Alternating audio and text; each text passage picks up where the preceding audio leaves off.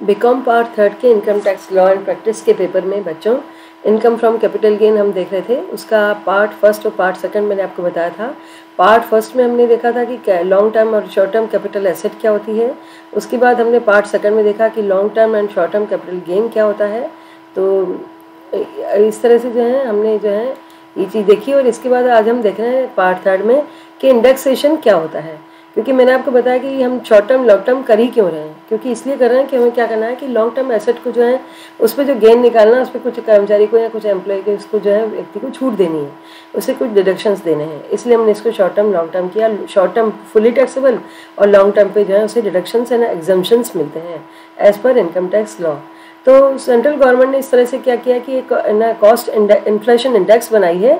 इस इंडेक्सेशन का पर्पज़ ये है कि भाई जो कॉस्ट ऑफ एक्विजिशन है, किसी वस्तु को खरीदने की लागत है, आपने लैंड खरीदी या आपने कोई मकान खरीदा या आपने कोई और एसेट खरीदी, तो उसको खरीदने के बाद अगर आपने उसको काफ़ी सालों बाद सेल किया तो उसकी कॉस्ट में बहुत डिफरेंस आ जाएगा। यानी जब आप सेल प्राइस कर रहे हैं तो सेल प्राइस मान लीजिए 8,40,000 और ख़रीदने की प्राइस उसकी आपकी जब 50,000 है, तो उसका डिफरेंस आपका सारा का सारा टैक्सेबल हो जाएगा। तो गवर्नमेंट ने इसको बैलेंस करने के लिए इन्फ्लेशन इंडेक्स बनाई है, कॉस्ट इन्फ्लेशन इंडेक्स, और उससे इंडेक्साइज करके जो ओरिजिनल कॉस्ट होगी उसको चेंज कर दिया जाएगा और तब जो उसका डिफरेंस निकाला जाएगा तो उसको जो है वो डिफरेंस का बेनिफिट हो जाएगा।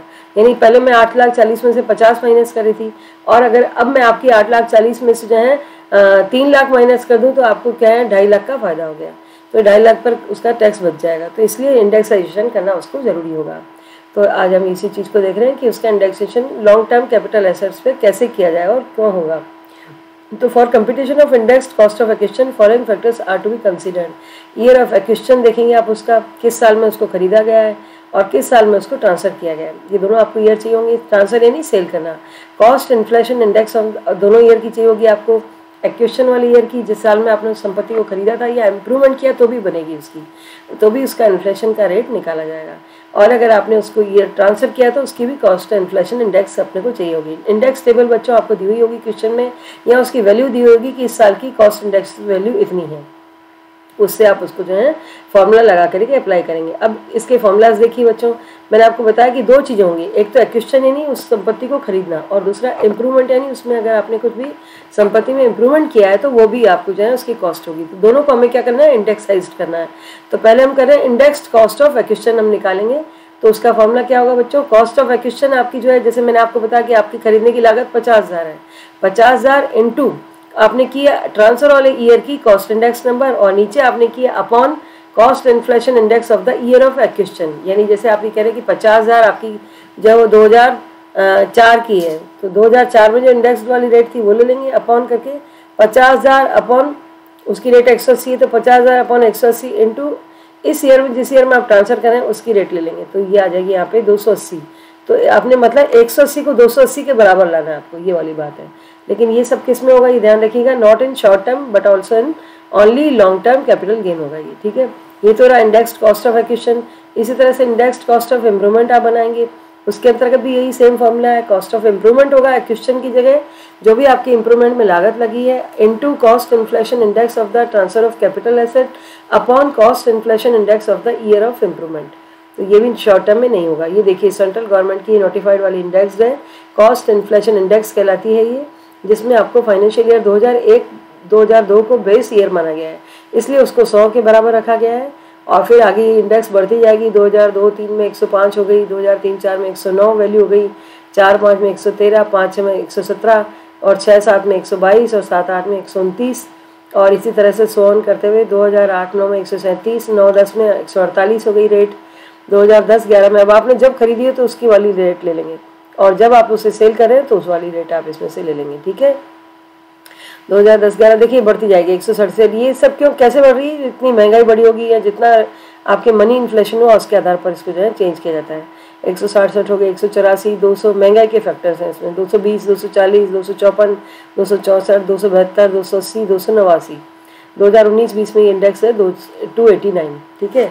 अब इसका एक एग्जांपल भी आपको हम समझाते हैं। देखिए जैसे कि मिस्टर राजा है, उन्होंने एक परचेज की लैंड 2004 में, मई 2004 में उन्होंने संपत्ति खरीदी 84,000 की। अब 2004 वाला ईयर की है, इसमें आप देख लीजिएगा मई 2004 किस ईयर में आता है। अपना ईयर बच्चों कहाँ से कहाँ चलता है, अप्रैल से मार्च। यानी 1 अप्रैल 2004 से 31 मार्च 2005। तो यानी 2004 और 5 में देख लीजिए इसमें इंडेक्स वाली रेट क्या आ रही है ना। 2004-5 में अपनी रेट आ रही है, इसमें 4-5 में आ रही है 113, इसको ध्यान में रखिएगा। चलिए आगे देखते हैं। ये 84,000 में आपने संपत्ति खरीदी और इसको आपने अप्रैल 2019 में सेल कर दिया, ठीक है।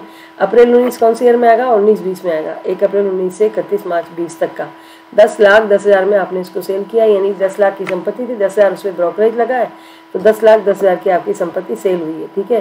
What will be the taxable capital gain in the hands of mister Raja? उसका टैक्सेबल कैपिटल गेन क्या होगा ये आपको बताना है। तो देखिए अपना वापस से वही अपन लाते हैं। सेल्स कंसिडरेशन कितना हो गया? 10,10,000, उसमें से 84,000 आपको माइनस करने थे, लेकिन अगर आप 84,000 माइनस करते हैं तो आप सोचिए 10 लाख कहाँ और 84,000 कहाँ, आपके 9 लाख पे टैक्स लग जाएगा। तो हम थोड़ा सा टैक्स बचाने की कोशिश कर सकते हैं as per income tax law, ठीक है। तो चलिए हम इसको क्या करते हैं, हमारी जो प्राइस है कौन सी 84,000 वाली पुरानी प्राइस है 2004 की, इसको अपन 19-20 के हिसाब से आगे ले आते हैं। तो उसको आगे लाने के लिए अपन उसको इंडेक्साइज करेंगे। 2004-5 में मैंने आपको बताया इंडेक्साइज की रेट क्या है 113 और 2019-20 में रेट क्या है 289। तो अपना फॉर्मूला क्या बना बेटा, 84,000 अपनी जो रेट थी अपॉन आपने किया 113 और इंटू 289, ठीक है। नीचे 84,000 इक्वल टू 113 और उसको लाना है अपने को 289 के बराबर। तो 84,000 अगर आप 19-20 में उसकी रेट माने तो वो होती है 2,14,832 रुपये होती है, ठीक है। तो ये इंडेक्साइज कहलाता है। तो इस तरह से आप इसको माइनस करते हैं तो आपका लॉन्ग टर्म कैपिटल गेन वैसे 9 लाख के आसपास होता है, लेकिन अभी आपका कैपिटल गेन हो रहा है 7,85,168 रुपये। धन्यवाद।